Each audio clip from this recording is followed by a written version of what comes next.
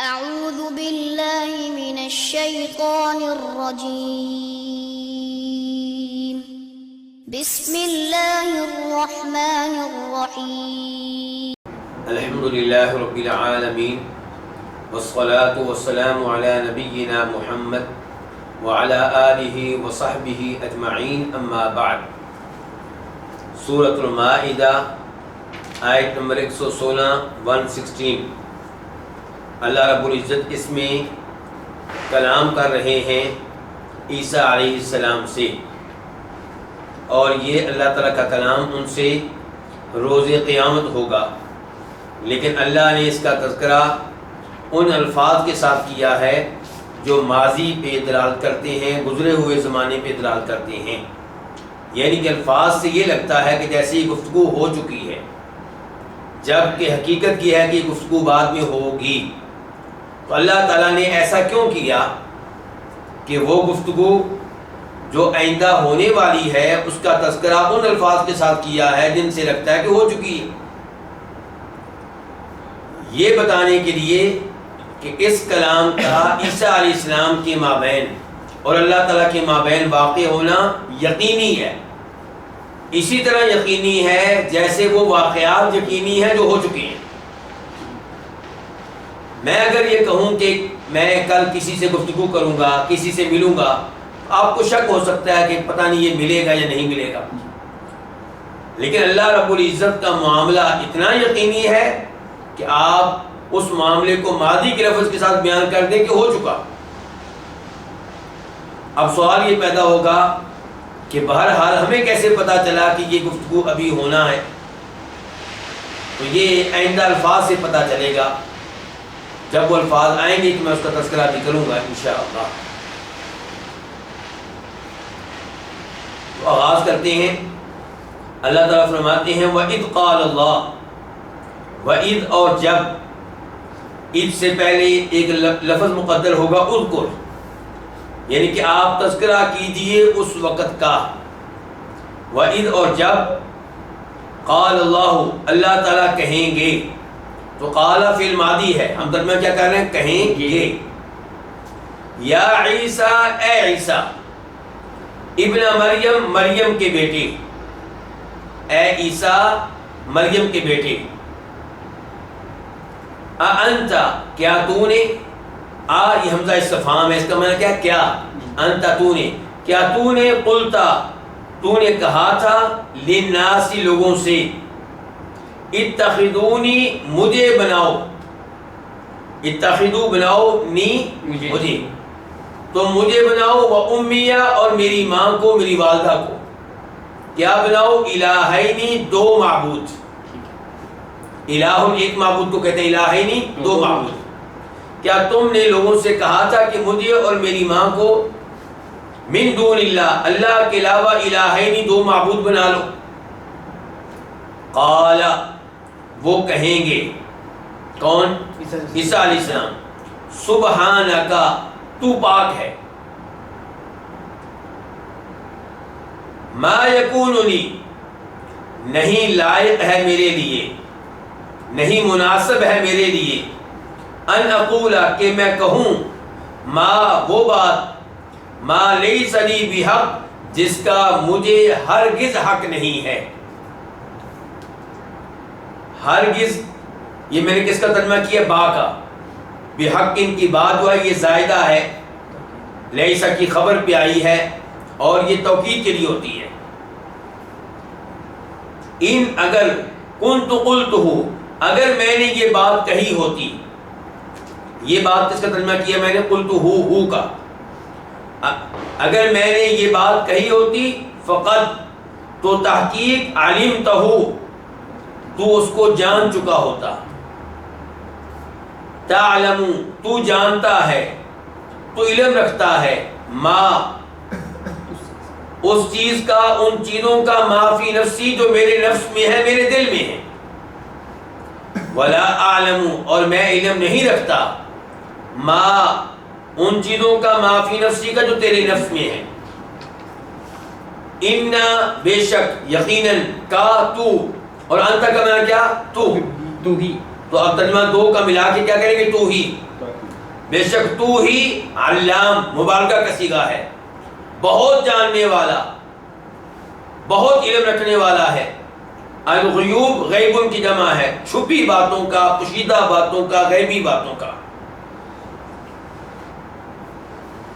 اللہ رب العزت نے اس آیت میں تذکرہ کیا ہے اس کلام کا جو اللہ تعالیٰ فرمائیں گے عیسیٰ علیہ السلام سے۔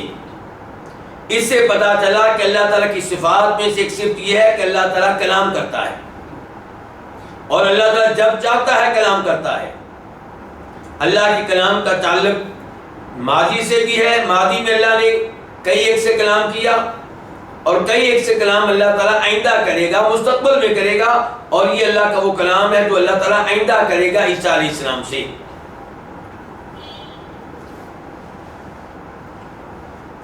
اور جب اللہ تعالیٰ کہیں گے یا عیسیٰ ابن مریم، اے مریم کے بیٹے عیسیٰ، اللہ تعالیٰ نے یہاں پہ عیسیٰ علیہ السلام کی نسبت ان کی والدہ کی طرف کی ہے، کیونکہ عیسیٰ علیہ السلام کی ولادت بھی ایک معجزہ ہے، بغیر باپ کے پیدا ہوئے ہیں، تو ان کی نسبت ان کی والدہ کی طرف کی جاتی ہے۔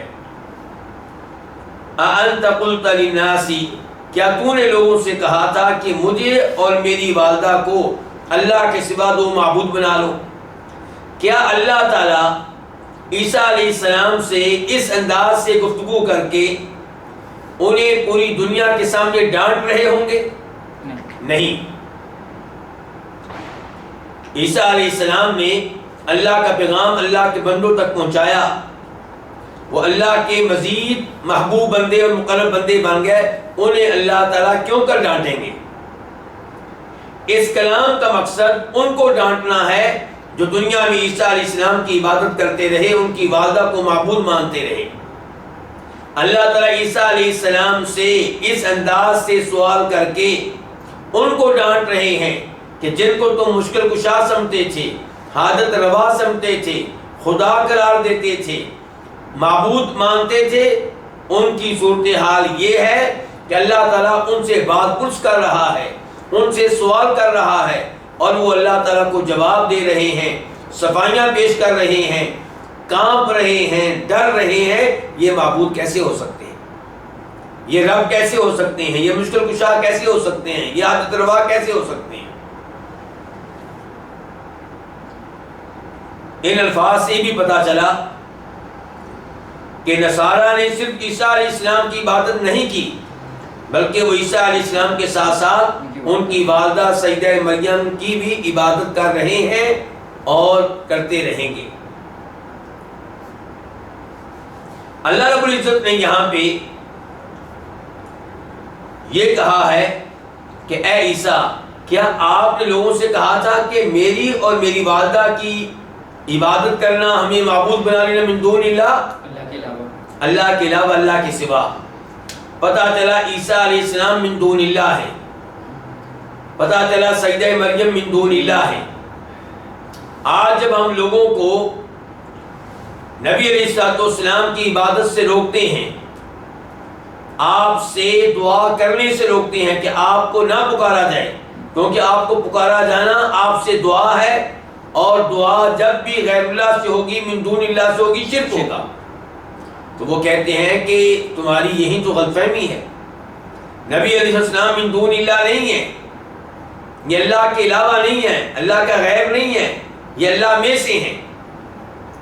تو صحیح بات یہ ہے کہ اللہ کے تمام نبی من دون اللہ ہیں، غیر اللہ ہیں، فرشتے سارے کے سارے غیر اللہ ہیں، من دون اللہ ہیں، حتیٰ کہ کعبہ شریف بھی من دون اللہ ہے، غیر اللہ ہے۔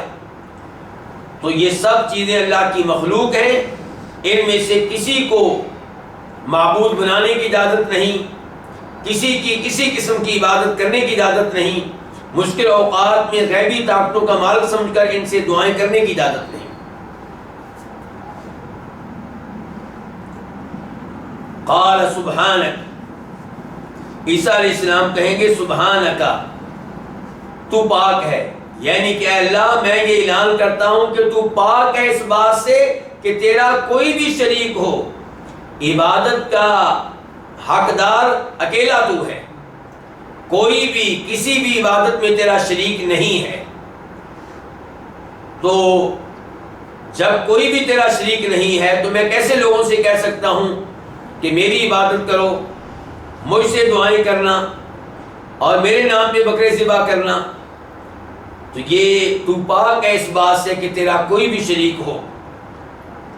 ما یکون لی ان اقول ما لیس لی بحق، یہ میرے لائق نہیں ہے کہ میں تیرا ایک بندہ ہو کر لوگوں سے یہ مطالبہ کروں کہ میری عبادت کی جائے۔ یہ کیسے ممکن ہے؟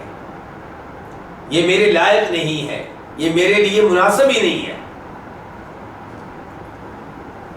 ان کنت قلتہ فقد علمت، اگر میں نے کوئی ایسی بات کہی ہوتی، کوئی ایسا مطالبہ کیا ہوتا تو تیرے علم میں ہوتا۔ اندازہ کیجئے کہ عیسیٰ علیہ السلام پوری زندگی لوگوں کو اللہ کی توحید کی طرف بلاتے رہے، ایک اللہ کی عبادت کی طرف بلاتے رہے، کبھی بھی یہ مطالبہ نہیں کیا کہ میری عبادت کرو، اس کے باوجود ایک دنیا ان کی عبادت کر رہی ہے۔ یہی صورتحال امیر المؤمنین جناب علی کی ہے رضی اللہ تعالیٰ عنہ۔ ایک دنیا ان کی عبادت کر رہی ہے، انہیں مشکل کشا مانتی ہے، انہیں سجدہ کرتی ہے، ان کے نام پہ بکرے ذبح کیے جاتے ہیں، مشکل اوقات میں غیبی طاقتوں کا مال سمجھ کر، عالم الغیب جان کر ان کو پکارا جاتا ہے۔ اس سے بڑا ظلم کیا ہوگا؟ تعلم ما فی نفسی ولا اعلم ما فی نفسک، تو جانتا ہے ما فی نفسی، ما عموم کے لیے ہوتا ہے، وہ تمام باتیں، وہ تمام خیالات جو میرے دل میں ہیں۔ میرے دل میں کوئی ایسی چیز نہیں ہے جو تیرے علم میں نہ ہو۔ ولا اعلم ما فی نفسی کا، اور میں نہیں جانتا جو تیرے نفس میں ہے۔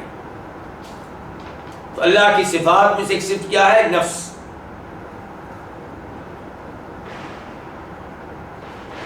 یہاں سے تائید ہوئی اس آیت کی کہ ولا یحیطون به علما، لوگ اللہ تعالیٰ کا احاطہ نہیں کر سکتے علم کے لحاظ سے۔ یہ ممکن نہیں ہے کہ لوگوں کو اللہ کے بارے میں ہر بات معلوم ہو۔ لوگ اللہ کے بارے میں صرف اتنی باتیں جانتے جتنی اللہ نے بتا دی، اس سے زیادہ نہیں۔ انک انت علام الغیوب، بے شک تو ہی تمام غیبی باتوں کو، تمام پوشیدہ باتوں کو اچھی طرح جاننے والا ہے۔ پتہ چلا کہ عالم الغیب صرف ایک اللہ کی ذات ہے، اللہ تعالیٰ کے علاوہ کوئی بھی عالم الغیب نہیں ہے۔ انبیاء کرام علیہ السلام بہت سی غیبی باتیں جانتے تھے، لیکن اللہ کے بتانے سے ان کو معلوم ہوئی، اور اللہ وہ عالم الغیب ہے جسے سب باتیں ذاتی طور پہ معلوم ہیں۔ اور انبیاء کرام علیہ السلام کو جو غیبی باتیں دی گئی ہیں وہ اللہ کی طرف سے عطا کرتا ہے، اور وہ بھی سب کا سب غیب نہیں جانتے، چند غیبی باتیں جانتے ہیں۔ جو جانتے ہیں وہ کم ہیں، جو نہیں جانتے وہ بہت زیادہ ہیں، بے شمار ہے، لا تعداد ہے۔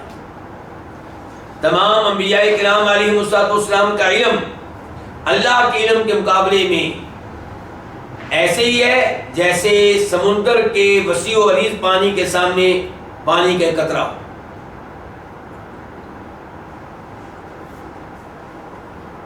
آیت نمبر 117 اللہ تعالیٰ کہتے ہیں، عیسیٰ علیہ السلام کہیں گے ما قلت لہم، عیسیٰ علیہ السلام کی گفتگو جاری ہے، ما قلت لہم، میں نے نہیں کہا، لہم ان سے، کن سے؟ لوگوں سے، میں نے نہیں کہا ان سے، الا مگر ما وہ جس کا تو نے مجھے حکم دیا تھا، ما امرتنی بہی، میں نے ان سے وہی باتیں کہیں یا اللہ جس کا تو نے مجھے حکم دیا تھا۔ امرتا، تو نے حکم دیا، لی مجھے، بہی جن باتوں کا، وہ باتیں کیا تھیں؟ ان اعبدوا اللہ ربی و ربکم، یہ بدل ہے بہی کی، ہی ہوا ضمیر سے، یعنی کہ میں نے ان سے وہی باتیں کہیں جن کا تو نے مجھے حکم دیا تھا، اور وہ باتیں کیا تھیں؟ ان یہ کہ اعبدو، تم عبادت کرو، اللہ اللہ تعالیٰ کی، ربی جو میرا بھی رب ہے، و ربکم تمہارا بھی رب ہے۔ رب کس کو کہتے ہیں؟ جو خالق ہو، جو مالک ہو، جو سارے امور کی تدبیر کرنے والا ہو. وَكُنْتُ عَلَيْهِمْ شَهِيدًا مَا دُمْتُ فِيهِمْ، اور میں تھا علیہم ان پہ شہیداً گواہ، شہیداً نگران، میں ان پہ نگران تھا، میں ان پہ گواہ تھا. ما دمت فیہم، جب تک میں تھا، جب تک میں رہا، فیہم ان میں.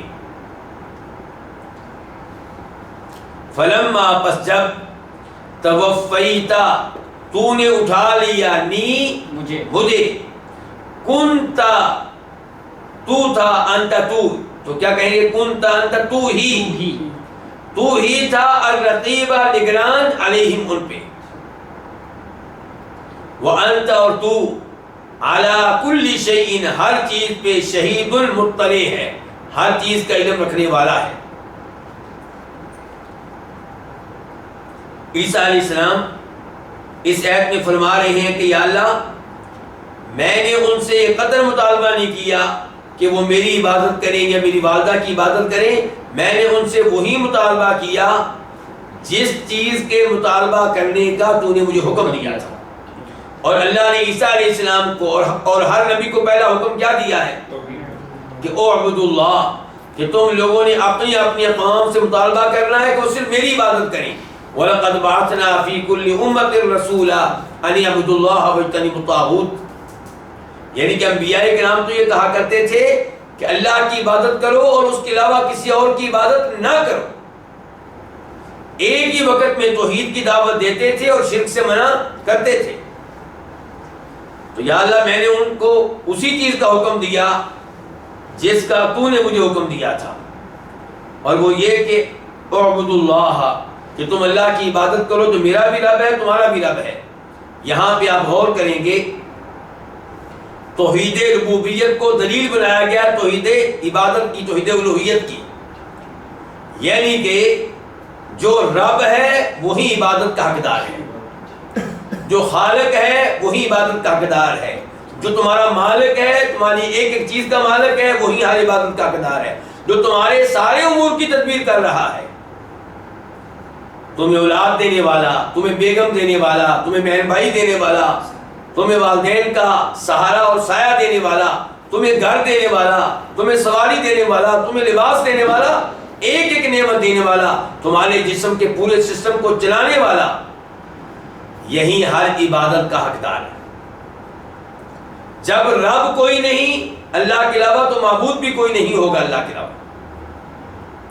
تو عیسیٰ علیہ السلام وعدے کر رہے ہیں کہ یا اللہ، میں نے لوگوں سے مطالبہ کیا تھا کہ یا اللہ تیری عبادت کریں، اور ساتھ اس کے اوپر دلیل بھی دی تھی کہ جب رب وہ ہے تو عبادت کا حقدار بھی صرف وہی ہے. وَكُنْتُ عَلَيْهِمْ شَهِيدًا مَا دُمْتُ فِيهِمْ، اور میں ان پہ نگران تھا یا اللہ جب تک میں ان میں تھا، جب تک میں موجود رہا، میں دیکھتا رہا کہ وہ ظاہری طور پہ کیا کر رہے ہیں. میں ان کی اصلاح کرتا رہا، انہیں گناہوں سے روکتا رہا، انہیں شرک سے منع کرتا رہا، انہیں توحید کی طرف بلاتا رہا. فلما توفیتنی، جب تو نے یا اللہ مجھے فوت کر لیا تو پھر تو ہی ان پہ نگران تھا. توفیتنی، توفیتا کے تین معنی ہو سکتے ہیں. ایک ہے کسی کو فوت کر لینا، موت دے دینا، اللہ یتوفی الانفس حین موتها والتی لم تمت فی منامها. اور دوسرا یہ ہے کہ کسی کو سلا دینا،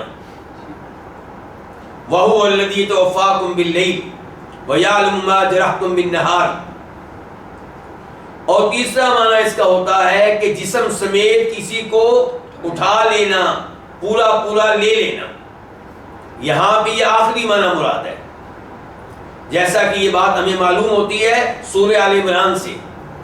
اذ قال اللہ یا عیسیٰ انی متوفیک ورافعک الی ومطہرک من الذین کفروا، کہ جب یہودیوں نے عیسیٰ علیہ السلام کو قتل کرنے کی کوشش کی، ایک پلان بنایا، منصوبہ بنایا، سازش تیار کی، اللہ تعالیٰ کہتے ہیں ہم نے کہا عیسیٰ میں تجھے پورا پورا لینے والا ہوں اور تجھے اٹھانے والا ہوں اپنی طرف، اور تجھے ان لوگوں سے پاک کرنے والا ہوں جو کافر ہیں. تو فلما توفیتنی، جب تو نے مجھے اٹھا لیا، تو کنت انت رقیب علیہم، پھر تو اکیلا ان پہ نگران تھا۔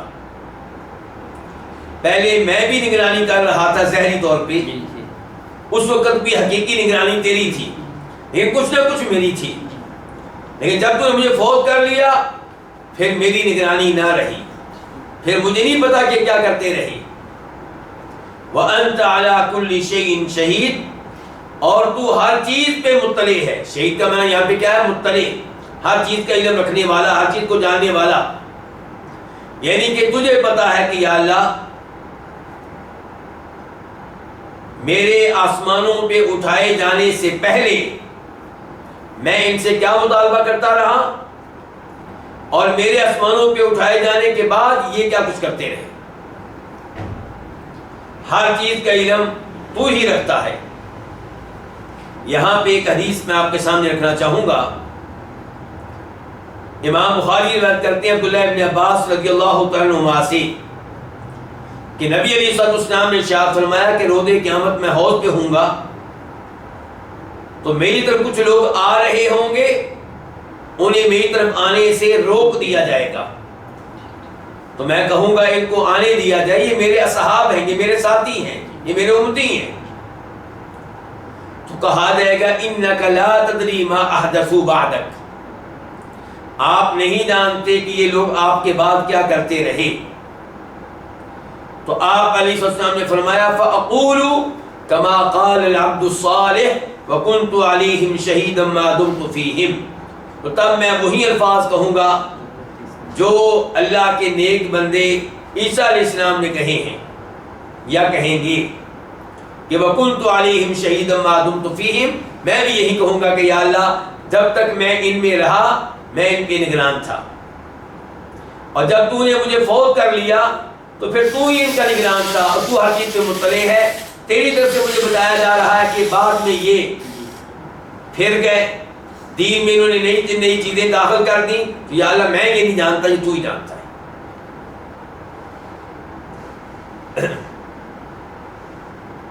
آیت نمبر 118 118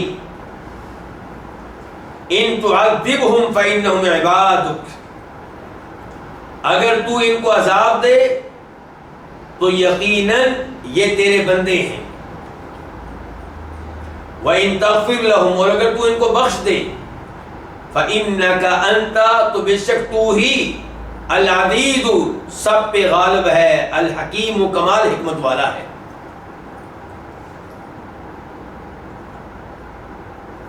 ان تعذبهم، اگر تو ان کو عذاب دے تو بے شک یہ تیرے بندے ہیں۔ اے اللہ اگر تو ان کو عذاب دے تو تو عذاب دینے میں حق بجانب ہے، انہوں نے کفر کیا، انہوں نے شرک کیا، تو ان کو عذاب دے گا، بھاگ نہیں سکیں گے، تیرے بندے ہیں، کہیں نہیں جا سکتے، کوئی ان کو پناہ نہیں دے سکتا، کوئی ان کو جائے پناہ نہیں ملے گی، اور اگر تو ان کو بخش دے تو یقیناً تو سب پہ غالب ہے، کمال حکمت والا ہے۔ کیا عیسیٰ علیہ السلام ان مشرکین کے حق میں شفاعت کر رہے ہیں؟ پہلی بات تو یہ ہے کہ انہوں نے شفاعت نہیں کی، انہوں نے یہ نہیں کہا کہ یا اللہ تو بخش دے، یہ کہا کہ اگر تو بخش دے تو تو سب پہ غالب ہے، کمال حکمت والا ہے۔ پھر یہ ہے کہ علماء کرام کہتے ہیں کہ یہاں پہ عیسیٰ علیہ السلام عمومی گفتگو کر رہے ہیں تمام بندوں کے بارے میں، اپنی امت کے تمام لوگوں کے بارے میں، ان کے بارے میں بھی جنہوں نے کفر کیا اور ان کے بارے میں بھی جو ان پہ ایمان لے آئے۔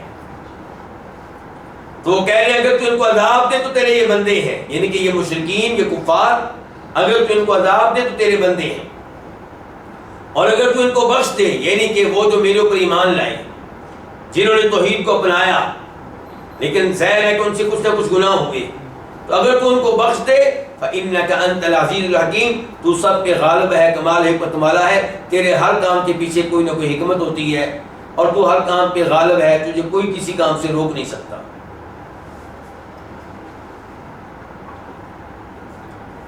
امام نسائی اور امام احمد روایت کرتے ہیں، مشہور و معروف صحابی جناب ابو ذر رضی اللہ تعالیٰ عنہ سے کہ نبی علیہ الصلوۃ والسلام ایک رات تہجد کی نماز کے لیے کھڑے ہوئے اور پوری نماز میں یہی آیت پڑھتے رہے ان تعذبهم فانهم عبادك وان تغفر لهم فانك انت العزیز الحکیم.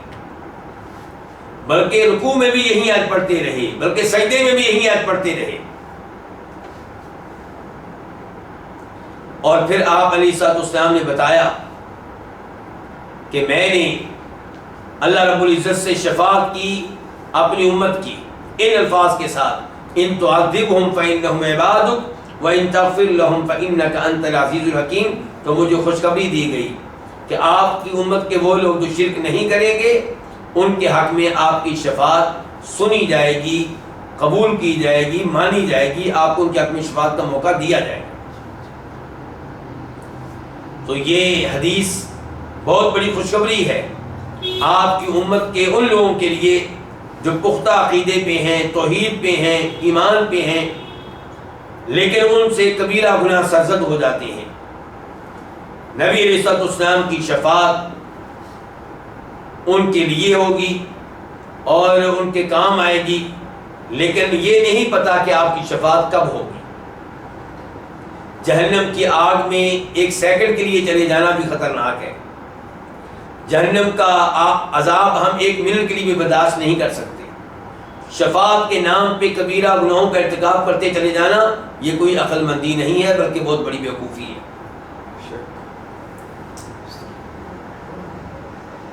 یہاں پہ یہ اشارہ بھی دینا چاہوں گا کہ اس حدیث سے پتہ چلا کہ سجدے میں آپ قرآنی دعا کر سکتے ہیں. یہ مسئلہ کئی دفعہ بھائیوں کو بتایا جاتا ہے تو وہ کہتے ہیں کہ نماز کے سجدے میں تلاوت ممنوع ہے. تو ان کے سامنے گزارش کی جاتی ہے، اب بھی کر رہا ہوں، کہ سجدے میں تلاوت منع ہے، لیکن قرآنی دعا جب آپ تلاوت کی نیت سے نہیں بلکہ مانگنے کی نیت سے، دعا کی نیت سے کریں گے تو پھر وہ تلاوت نہیں ہے بلکہ دعا ہے، اور وہ بالکل جائز ہے، اس میں کوئی حرج نہیں ہے. خود نبی علیہ السلام سجدے میں یہ آیت پڑھتے رہے.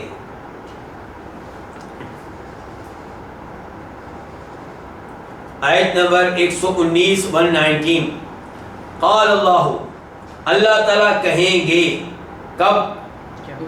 قیامت کے دن. ھذا یوم ینفع الصادقین صدقہم، یہ وہ دن ہے کہ جس دن فائدہ دے گا سچ کہنے والوں کو ان کا سچ. یعنی کہ یہ ایسا دن ہے جس دن میں سچ کہنے والوں کو ان کا سچ فائدہ دے گا. اس سے پتہ چلا کہ گفتگو کب ہو رہی تھی؟ قیامت کے دن. اللہ تعالیٰ کہہ رہے ہیں قیامت کے دن سچ کہنے والوں کو ان کا سچ فائدہ دے گا. تو اگر کوئی کافر پوری زندگی سچ کہتا رہے، جھوٹ نہ بولے، تو کیا روزے قیامت اس کو فائدہ ہوگا؟ وہ جھوٹا ہے، سچا نہیں ہے. کیونکہ سب سے بڑا جھوٹ اس نے کہا. جب اس نے کہا کہ اللہ موجود نہیں ہے تو اس سے بڑا جھوٹ کیا ہوگا؟ جب اس نے کہا کہ اللہ تعالیٰ کے ساتھ ساتھ عیسیٰ علیہ السلام کی عبادت ہو سکتی ہے، اس سے بڑا جھوٹ کیا ہوگا؟ جب اس نے کہا کہ اللہ تعالیٰ کے ساتھ ساتھ بتوں کی عبادت ہو سکتی ہے، اس سے بڑا جھوٹ کیا ہوگا؟ تو شرک سب سے بڑا جھوٹ ہے، کفر سب سے بڑا جھوٹ ہے، اور توحید سب سے بڑی سچائی ہے، ایمان سب سے بڑی سچائی ہے. تو اللہ تعالیٰ کہہ رہے ہیں کہ یہ وہ دن ہے جس دن سچ کہنے والوں کو ان کی سچائی فائدہ دے گی، توحید کا فائدہ ہوگا، ایمان کا فائدہ ہوگا. لہم جنات تجری من تحت الانہار، انہی کے لیے جنات ایسے باغات ہیں جن کے نیچے سے نہریں بہہ رہی ہیں. خالدین فیہا، اس حال میں کہ ہمیشہ ہمیشہ رہنے والے ہوں گے، فیہا اس میں، ان باغات میں، ابداً ابد تک، ہمیشہ ہمیشہ تک، کبھی بھی انہیں اس جنت سے نکالا نہیں جائے گا. رضی اللہ عنہم، اللہ ان سے راضی ہو چکا، ان کے نیک اعمال کی وجہ سے، ان کی توحید کی وجہ سے، ان کے ایمان کی وجہ سے اللہ ان پہ راضی ہو چکا. وَرَضُوا عَنْهُ، اور وہ اس سے راضی ہو چکے. اللہ نے ان کو دنیا میں ایمان دیا، اس نعمت پہ بڑے خوش ہیں۔ اللہ نے دنیا میں ان کو صراط مستقیم پہ چلنے کی توفیق دی، اس نعمت پہ بڑے خوش ہیں۔ اور آج اللہ تعالی نے ان کو کامیاب کیا، جنت کا سرٹیفکیٹ دیا، یہ سرٹیفکیٹ دیا کہ میں تمہارے اوپر راضی ہو چکا ہوں، تو وہ بھی اللہ پہ راضی ہو چکے، اللہ ان پہ راضی ہو چکا اور وہ اللہ سے راضی ہو چکے۔ ذالک الفوز العظیم، یہی عظیم ترین کامیابی ہے۔ عظیم ترین کامیابی یہ ہے کہ آپ کو جنت مل جائے، آپ کے بچوں کو جنت مل جائے۔ اس لیے دنیا میں ہمارے سارے منصوبے، ہماری ساری پلاننگیں اس اعتبار سے ہونی چاہیے کہ ہم نے جنت میں جانا ہے، اور ہم نے ہر اس کام سے دور رہنا ہے جو جنت میں جانے میں رکاوٹ بنے۔